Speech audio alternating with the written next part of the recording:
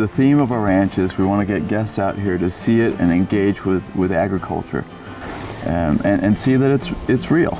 Kids come out, they see a cow, they see a pig, and they ride in the environment, and they make choices based on that later, and what they buy and how they engage with their environment. And it's particularly important to us to let folks build that connection instead of the connection with, the little device that's non-human. They come out and then eat good food when they're done riding on the mountain bike trails. Christian, there's about 4,000 acres approximately here at Six Sigma Ranch. Can you talk a little bit about the agricultural practices, ranching, farming that you do out here? Yeah, there are different ways to farm, obviously. Ours is the old-fashioned way. We farm very much like my great-grandfather did in Denmark many years ago, before they invented organic and conventional and so forth. And the idea is you have all the animals and you emulate nature. So, for example, in nature, bison might plow through an area and graze and move, and predators keep them in one space, which keeps them healthy because then they fertilize and harvest.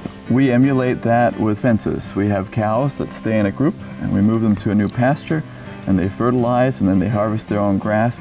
It makes better food for the community. It also has a neat impact on the environment because it essentially reverses global warming. You have a cow graze and it sequesters carbon back into the soil, whereas the conventional system, the cows are in a feedlot and they're fertilized essentially with food from the outside, and that's fertilized with crude oil sourced.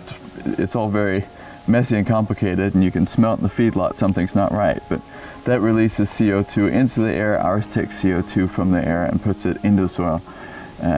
So much so National Geographic said if you took all the cows from feedlots and put them on pastures like they are here at the ranch, we could sequester all the carbon from the atmosphere in about 10 years that people have ever put up into the air. So that ties into our community, of course, as well. We get cleaner air and better food, and everybody's healthier and happier. One of the things that Lake County is known for is it's the abundance of natural resources, the geology. I was talking with your dad, Kai, about the different soils here in Lake County, and I think that plays into how you grow your wine grapes and what you're able to grow and the fine wines that you're able to produce. It is. It's all a system.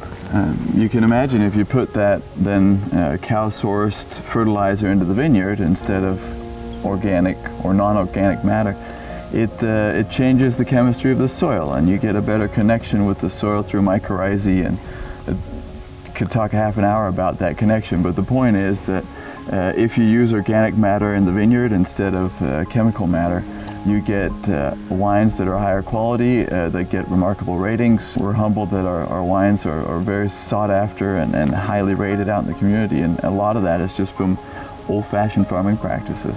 We talk about the mountain biking, student collaboration. There's a bit of a tie with agriculture and just getting kids out here, and they see the cattle roaming and they get to ride their mountain bike. Their folks get to enjoy maybe a taste or two. Thanks for everything. Thanks for what you're doing. We appreciate it and look forward to getting out here and doing some riding and some tasting. We appreciate you guys. Thanks for being here.